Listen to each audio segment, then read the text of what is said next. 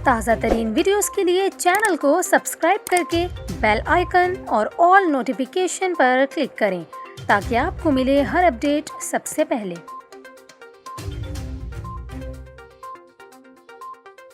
अभी आपको बताएं, मुसाफिरों ने पीआईए के तैयारे में आखिर ऐसा क्या किया कि सोशल मीडिया पर तस्वीर खूब वायरल हो रही हैं। आपको बताएं, पीआईए की परवाज़ PK 9785 इस्लामाबाद से लंदन पहुंची थी। ताहम लंदन से वापसी पर इस चार्टर तैयारे को ताख़ीर का सामना हुआ।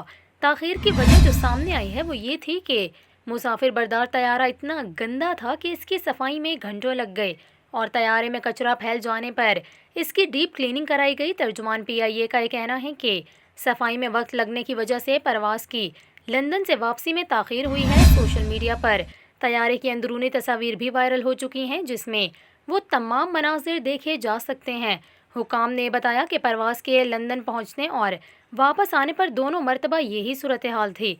इस मौके पर पीआईए हुकाम ने मुसाफिरों से दरख्वास्त करते हुए कहा कि सफ़र के दौरान सफाई का ख्याल रखें।